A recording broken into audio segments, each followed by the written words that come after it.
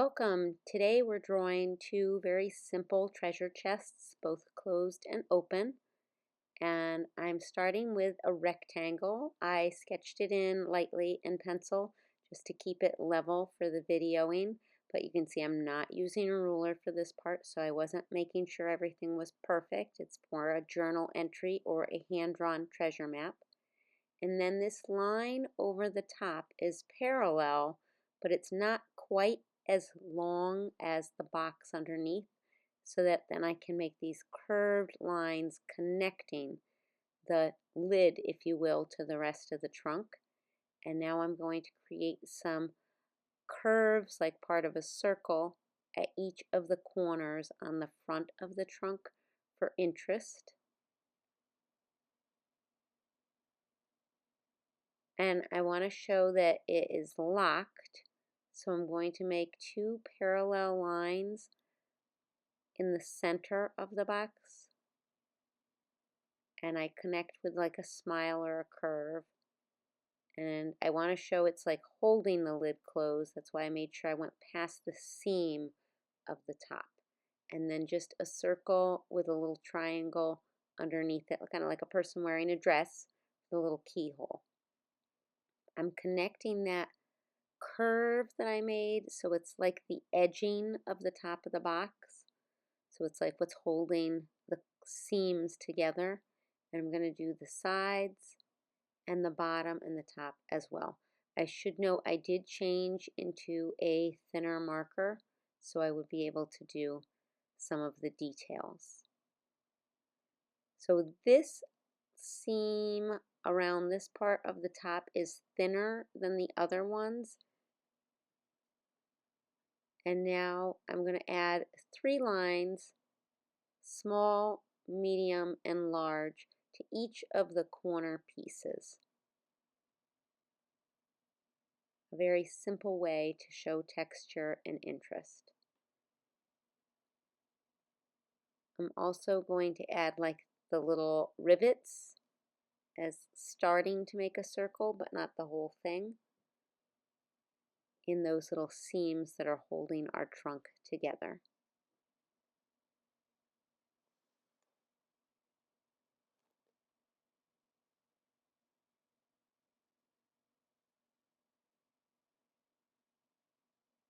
And then I'm going to add some wood texture, so very thin, kind of bumpy and curly lines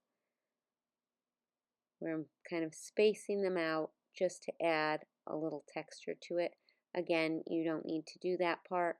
And I do not show coloring it in with marker, but I do show some examples of what I might color it in like if you are going to add color to it. Again, I try to keep the videos very short so that you can get onto it as a springboard for however you're going to use it. And now for the trunk open, I'm starting with the same rectangle for the front of the trunk.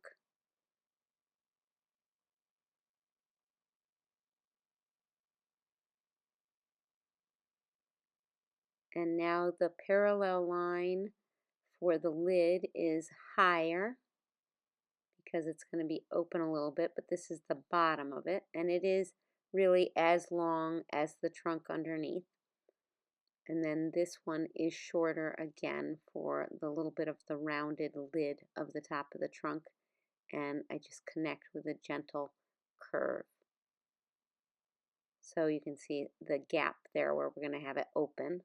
And I'm putting those curved lines for the corners to look like the reinforcement of holding the trunk, how it's put together.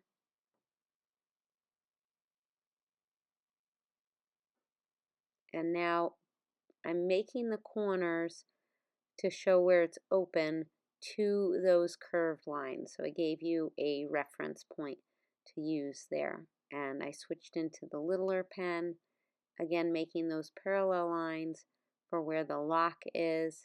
And on the bottom side, I put a little curve or smile connecting them. It's our circle with a gentle triangle underneath. And then this is the top where that lock would be holding it closed.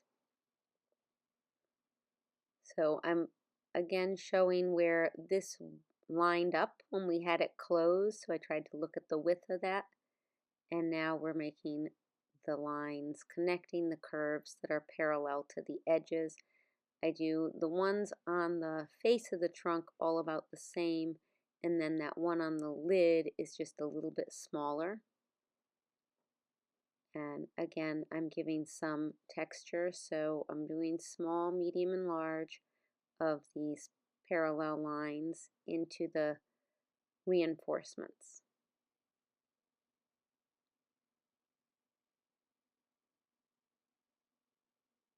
And again, our little rivets, you can do them as a dot. I'm doing like a little half of a circle of the under it.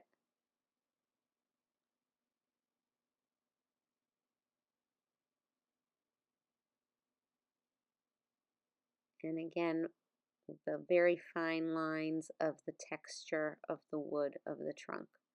So some gentle curves. And some have a little loop, some U back, but you're basically scattering them around, not too close together, not too concentrated, just to give it a little bit more texture and interest.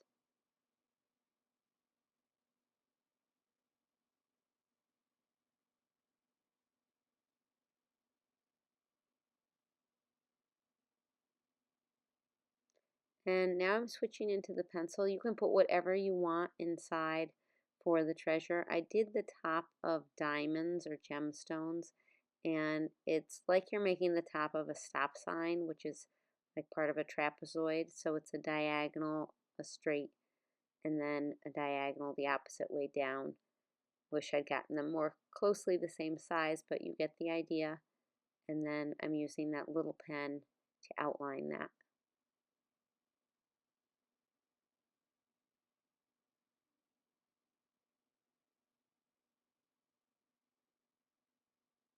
And now this is the top part of the diamond where I'm putting that straight horizontal line connecting the bottom two corners of that. And I do have a video on how to draw diamonds that's a little bit more complex than what I drew to just be these little teeny ones inside the trunk like in a journal entry.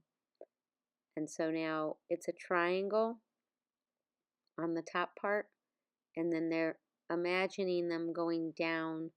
So it's like an A on the top and like a V on the bottom going down to the point of the diamond. And I'm going to put a little diamond like it's come out of the box or a gemstone. So I made it an L, and that's the flat bottom. And this is a parallel line that's a little shorter than the triangle underneath. So you can put those diagonals. And then that's that A and then the V going to the point, and I'm just showing it has a little shine to it. You can put whatever you want for little sparkles around your trunk. That's why I put it in fast forward, anything you want, and then filled in the trunk and put some little dots.